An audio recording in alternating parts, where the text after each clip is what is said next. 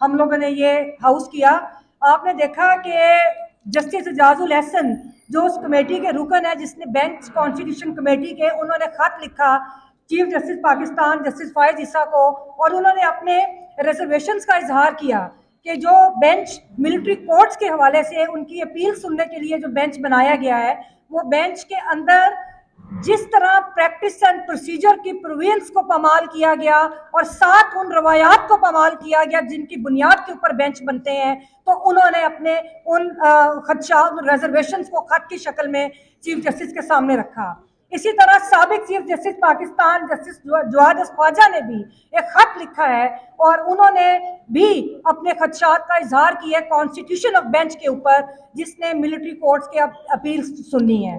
دیکھیے بڑے افسوس کے ساتھ کہنا پڑتا ہے کہ پاکستان کے اندر جو بینچز کی سیاست ہے اس نے ایسے ایسے گھاؤ لگائے ہیں پاکستان کے اندر, ایسے ایسے گھاؤ لگائے ہیں کہ ہمارا جو پاکستان ہے, ہمارا سماج ہے, اس کو ناقابل تلافی نقصان پہنچا.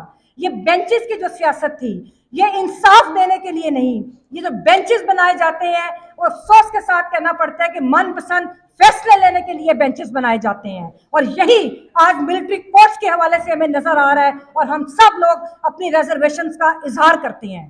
بلکہ آپ یہ دیکھیں کہ جو پی ڈی ایم نے قانون سازی کی, جسٹس فائز عیسیٰ پارلیمان کے اندر گئے, وہ بڑی جمہوریت کو شاباش دینے پارلیمنٹ کے اندر گئے. یہ وہی پی ڈی ایم تھی جس نے وکلا پروسیجر وہ پروٹیکشن ایکٹ بنایا. اس کے بعد جتنا ظلم وکلا کے اوپر ہوا, جمہوریت نام نہاد جمہوریت کے اندر اس کی مثال نہیں ملتی. اسی طرح جو پریکٹس اینڈ پروسیجر ایکٹ ہے اس کو بنا کے جن سپریم کورٹ کی روایات کو پامال کر کے انصاف کا قتل کیا جا رہا ہے, اس کی بھی مثال ہمیں نہیں ملتی. ابھی چند دن پہلے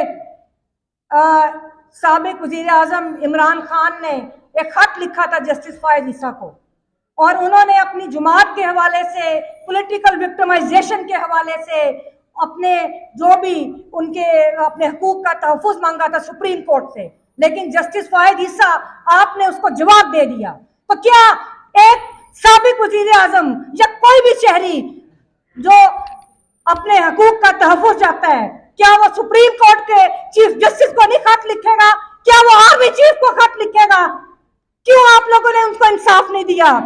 کل جس طرح خدیجہ شاہ کے ساتھ ہوا, اس کے اوپر میرا خیال ہے کہ یہ نظر آ رہا ہے کہ پاکستان کے اندر کوئی جوڈیشری ایگزسٹ نہیں کرتی. پہلے یہ سیاسی ورکرز اور سیاسی خواتین کو ایک کیس کے اندر ضمانت ملتی ہے, دوسرے کیس کے اندر, تیسرے کیس میں, چوتھے کیس میں پھر ان کو ایم پی او میں ڈیٹین کر لیا جاتا ہے, اور اب اس کو قتل کے مقدمے کے اندر ایک دوسرے پروونس کے اندر لے کے جا گئے. اس کے بعد کیا آپ کے پاس جواز رہ جاتا ہے کہ آپ ان عہدوں کے اوپر کام کریں؟ کیوں چیف جسٹس پاکستان آپ نے ان انسانی حقوق کی پامالیوں کا نوٹس نہیں لیا؟ تو کیا اس طرح آپ لیول پلینگ فیلڈ دیں گے کہ یہ لوگ اپنے جو ہے یہ الیکشنز کنٹیسٹ کر سکیں؟ کیا ساری سیاسی جماعتوں کو الیکشن لڑنے کا اور سیاسی ورکرز کو سیاسی عمل میں حصہ لینے کا حق حاصل نہیں ہے؟ ابھی آپ بھٹو کیس کی دوبارہ آپ نے سنوائی شروع کی. یہ وہ بھٹو کیس ہے کہ جس کو سپریم کورٹ کو 50 سال کے بعد آج خیال آیا کہ ہم نے بھٹو کو انصاف دینا ہے. تو ہم آپ کو یہ بتا دیں کہ بھٹو کیس کے فیصلے کو تو عوام نے اسی دن مسترد کر دیا تھا. اس دن بھی ایک بینچ تھا. اسی طرح چیف جسٹس پاکستان انوار الحق نے وہ بینچ بنایا تھا. اس نے بینچوں کی سیاست کی اور اس نے ان ججز کو پہلے ریٹائر کروایا جو بھٹو کے حق میں فیصلہ دے رہے تھے, اور اس کے بعد اس نے بھٹو کا سیاسی اور عسکری قتل کیا, جس کے بعد پاکستان کو آج تک اس سیاسی قتل کا, اس عدالتی قتل کا پاکستان خمیازہ بھگت رہا ہے. اسی طرح 16 دسمبر آنے والی ہے.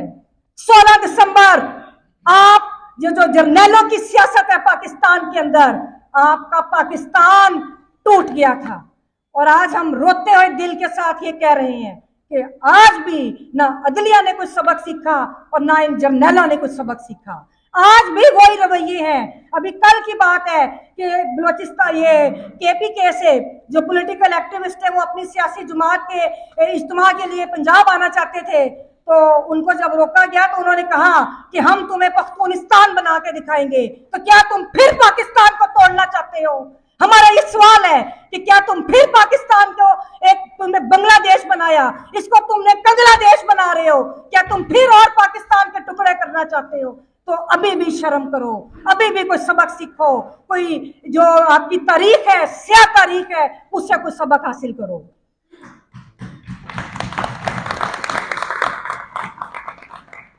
कल जी यही बात अब होने लगी है। कल एक और वाकया हुआ कि बलूचिस्तान हाई कोर्ट के अंदर पता चला, डिवीजन बेंच बैठा था कि एक केस के अंदर बलूचिस्तान कैंट में कोई नोटिस की किसी केस में तामील कराने के लिए गए, तो अदालती एहलकारों को रोक दिया कि आप उधर कैंट में दाखिल नहीं हो सकते। ये कब्जा है आपके मुल्क के ऊपर, ये कब्जा है जिससे आप शहरियों ने और आपने अपनी आखिरी जंग लड़के इस कब्जे को छुड़वाना है। और जहां तक मिलिट्री कोर्ट्स का सवाल है, इतना टाइम जाया किया। 1 मिनट की बात है कि मिलिट्री कोर्ट्स नहीं बन सकती, गैर आईनी है, गैर कानूनी है, और हमेशा जो भी हमारे जमहूरियत पसंद तबकात है, बार एसोसिएशन है, उन्होंने उसकी मुखालफत की। तो अगर आपने फिर यही कुछ करना है तो फिर GHQ में जाके सीधे अदालतें लगा लें। फिर क्या मिलिट्री कोर्ट्स, फिर जाए फिर उधर ही जाके अदालतें लगाएं और GHQ इंसाफ दे लोगों को। अफसोस होता है ये सारी चीजें देख के। और आखिर में मैं जस्टिस फाहिद ईसा जैसे कहूंगी कि आज फिर एक तारीख दोहराई जा रही है।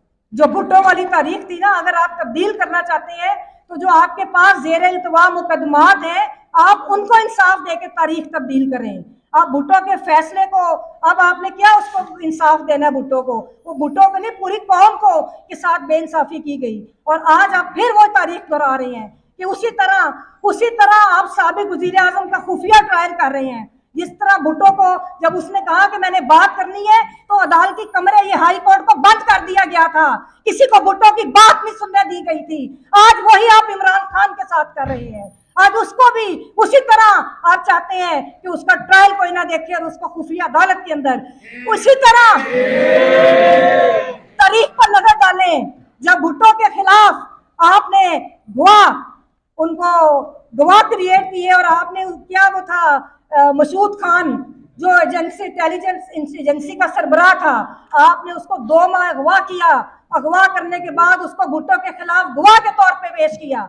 इसी तरह आज आजम खान भी गायब रहा था। आपको याद होगा कि वो भी आजम खान को गायब किया गया और फिर आज के साबिक वजीर आजम के खिलाफ इस तरह की गवाहियां तराशी गई। और भुट्टो ने, आपको याद है क्या कहा था? जस्टिस फाहिद ईसा और तमाम अदलिया के जजेस को मैं ये बताना चाहती हूँ कि जब भुट्टो इस हाई कोर्ट में अपने प्रोसीडिंग्स के बाहर निकले थे तो उन्होंने कहा था नो कोर्ट। भुट्टो ने कहा था no court no justice, thank you Jimmy Carter. और हमें दिल खून के आंसू रोता है।